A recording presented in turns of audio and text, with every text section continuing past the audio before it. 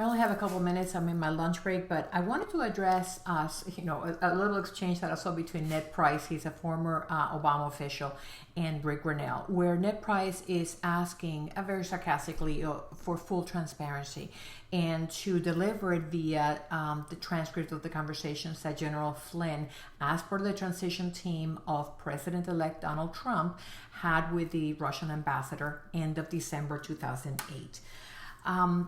And right away I thought, how ironic. In the name of transparency, why isn't he also interested in the back channel talks that William Miller had with the Iranians before Obama was elected in 2008? And I know that some people, say right away, well, that was debunked. That just never happened.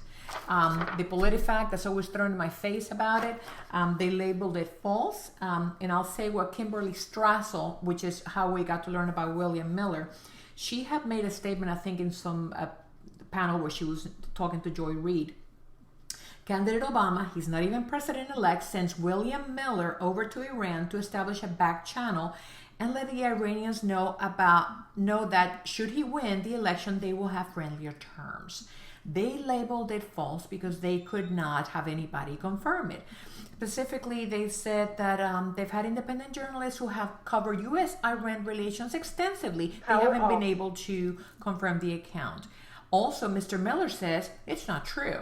He says he never worked on behalf of the Obama campaign, and he didn't travel to Iran in 2008. That in itself, when somebody's that specific, I didn't travel to Iran in 2008, that raises all kinds of flags. So I did a quick search to find out, where was he? Because the truth is, you don't have to travel to Iran to have back channel talks with the Iranians. And I'm a regular internet user. It took one search and I came across this huge document straight out of WikiLeaks where it details a meeting that happened between a delegation from the United States and Iranian officials. This happened, the document is from August 12, 2008. The meeting was supposed to have taken place during a seminar August 2nd to the 3rd. The location was the Iran House next to the Iranian embassy. So it wasn't in Iran because it was next to the Iranian embassy. And the Iranians were griping with the American delegations, saying that Iran wanted direct flights to the United States addressed before any talks on a U.S. intersection in Tehran. They also wanted any American scientists' visits to Iranian nuclear facilities must be reciprocal. Now, who was in this meeting? Among invited Iranian participants, Mojana Hashemi Samareh, an Ahmadinejad principal advisor and cabinet member, who was part of the American delegation. It looks like, let me see here. We have Fitzpatrick, we have Representative Rush Holt, who's a Democrat from New Jersey and a superdelegate who endorsed Obama.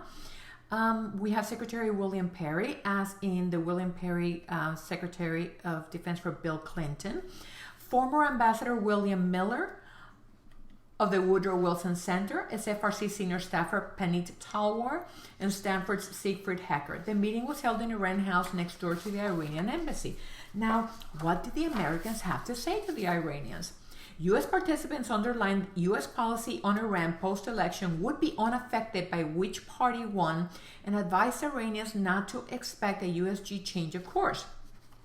U.S. participants also reportedly emphasized U.S. desire for a changed relationship. Again, the Iranians were up in arms about the Bush sanctions, okay? So it sounds like a clear indication that, when we're elected over here, us Democrats, everything will change.